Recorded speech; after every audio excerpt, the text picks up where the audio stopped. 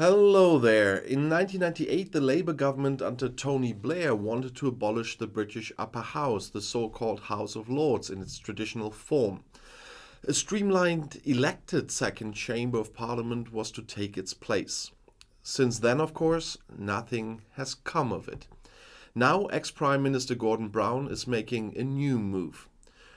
What's a quarter of a century in the glorious history of the British Empire?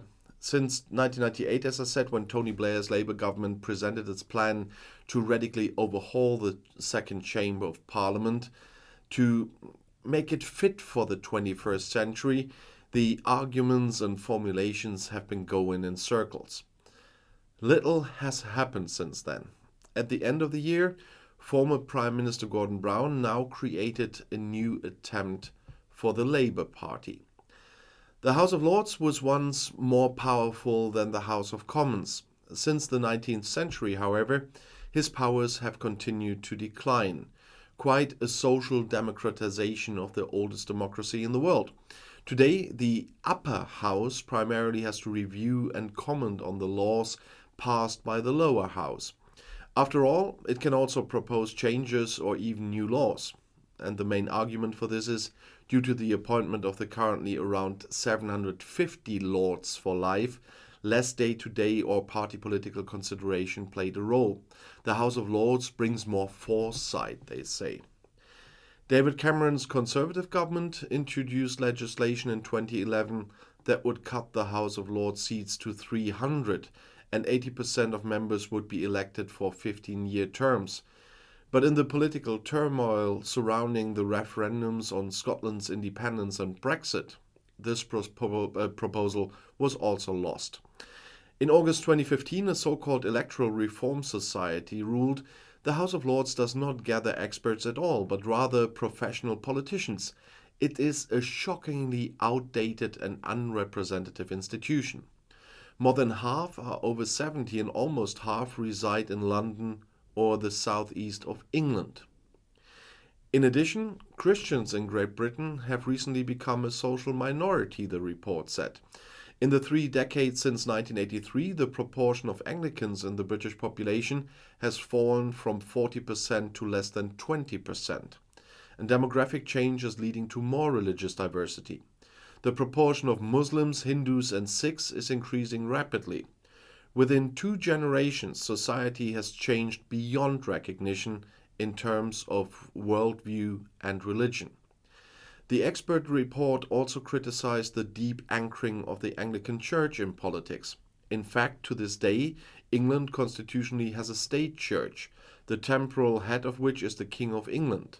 Non-Anglicans are excluded from the line of succession, and Anglican bishops are members of the British House of Lords, and therefore legislators, the only religious representatives. The Commission, on the other hand, proposed that the 26 bishops in the upper house vacate some of their permanent seats for representatives of other faiths.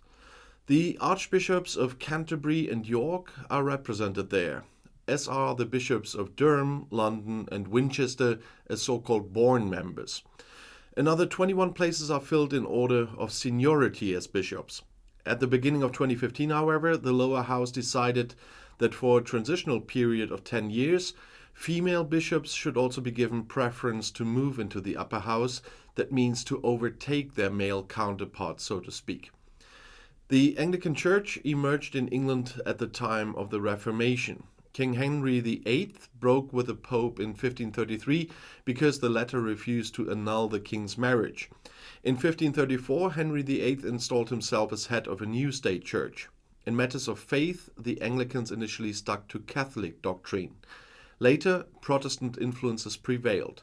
The first Anglican book of faith, the Book of Common Prayer, was published in 1549. But that's the status quo now. When, before Christmas, Gordon Brown again proposed a greatly reduced and elected second chamber, Alan Smith, Bishop of St. Albans and convener of the Lord's Spirituals in the House of Lords, responded immediately. He spoke, very British, of a bold and ambitious set of ideas, many worthy of serious attention, some not. The bishop revisits the old design and architecture axiom form follows function, only to find that the lower house fulfills a particularly valuable function: to review laws, hold government to account, and to occasionally ask the elected house to reconsider. On the upper house, not the lower house, does that.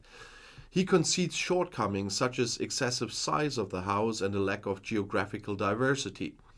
If a future government doesn't get a handle on this, term limits or a mandatory retirement age might be worth a closer look, he says. However, the 65-year-old bishop defends the basic lineup and argues Lord membership comes from many different professions and parts of civil society, which brings independence and expertise to the debates. There is no built-in governing majority, Smith said. A government often has to use the whip to win an argument and get its own way. The bishops in the upper house, on the other hand, try to bring the voices of fringe groups into the debates in addition to the perspective of faith, including refugees and asylum seekers, families struggling for social benefits, victims of the gambling industry, or groups of people who have suffered human rights violations abroad.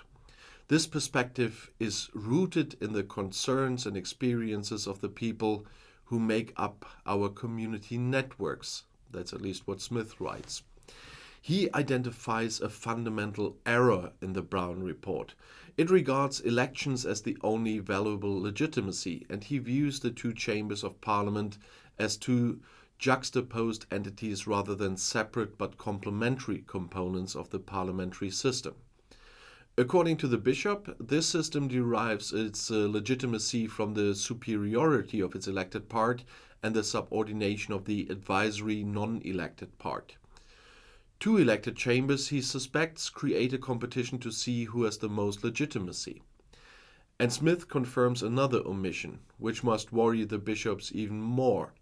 On 155 pages and in 40 recommendations, neither the role of faith nor that of civil society in political life is mentioned, nor are the historical connections between the Crown, Church and Parliament, which make up so much of our living constitutional order, regarding to Smith.